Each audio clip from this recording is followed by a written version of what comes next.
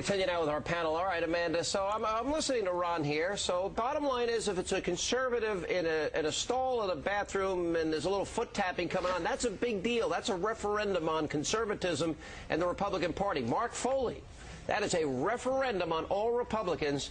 But if it's a Democrat, if it's Bill Clinton, he shouldn't be impeached, even if he lies under oath. Do you see this double standard we're talking about?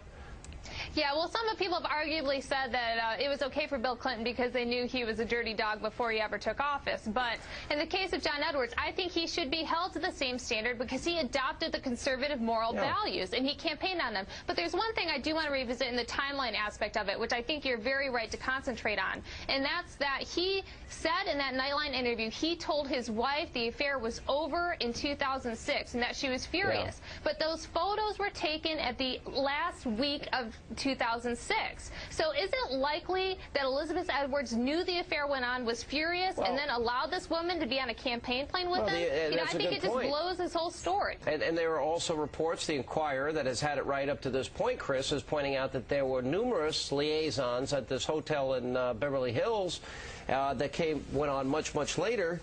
But there are other questions that may become a legal issue for him. Number one, did he really know about the hush money? Did he know about $15,000 being paid monthly? Did he know who paid for the expensive mansion she was living in Santa Barbara? And this woman who's not qualified to do these documentaries, was this a, job of silence? Was paid over $100,000 to go shoot documentaries, which she'd never done before. I mean, really, the narcissism and hypocrisy that go into this are just remarkable. You look at one, he's running for president on moral values. His wife has been diagnosed with cancer, and yet this is a man that we're going to trust of leading the free world. Running for president. Excuse me. Hang on a second. Well, no, he's not now, but he was at the time, and he was considering it. And I think that's really the whole. Right. That's why this is an issue. Let me go back to Ronald, because Ronald, I want to go back to this fundamental issue. I want to know. You got to explain this to me. I'm just not getting this. Explain to me. I'm just a regular guy, and I'm wondering if you can't keep the promise to your family, can't keep your promise to your wife, you're having an affair, you're lying about the affair repeatedly, why should the American people trust you when you say you're not going to lie to them? Why should we trust you?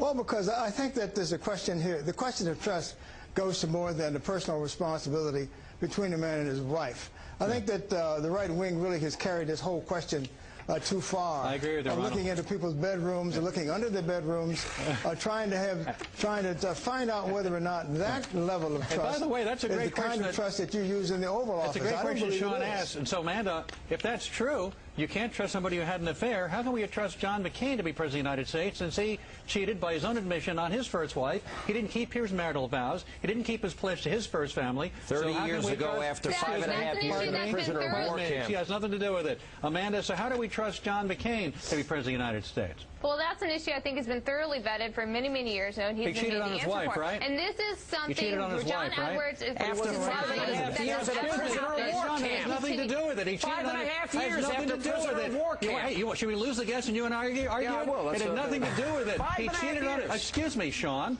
You've had your chance to speak. I'm up. John McCain cheated on his wife, Amanda. John McCain cheated on his wife, Chris. Why do you have a double standard? And John McCain's running for president. John Edwards is not. He is. John Edwards is running for president now. He was doing it when he was having the affair. His wife had been diagnosed with cancer, Alan. I mean, if you can't see the difference between the two situations. John McCain's wife was in a car accident, and he came back, and all of a sudden he decided he didn't love her anymore, and he saw another woman. And his timeline that he talked about in his book isn't vetted by the actual events of when he actually got a divorce. So where's the issue with Edwards is he stood up and he criticized Bill Clinton for his actions of Monica Lewinsky and called. I mean, John Edwards was one of the biggest critics of Bill Clinton. John McCain's running for president. What about his affair? And Bill Clinton or John Edwards was one of the biggest critics of Bill Clinton. Will you admit that John McCain was wrong to have an affair? Can we trust him to run for presidency? He cheated on his wife? Of course it is wrong to have an affair. There's no question about that. So can we trust John McCain to take a vow of office? Does it matter today? Can we assume that 30 years ago, I mean, look, Robert Byrd was a member of the Ku Klux Klan a certain amount of time ago. After 5.5 years in a Vietnam camp getting beaten every day, there's a difference. 5.5 years after getting beaten every day. So it's okay they had an affair on his wife? No, you know what? But there are circumstances you ought to consider. That lets him off the hook. Let's see how you act after you get beaten after 5.5 years. In just a moment.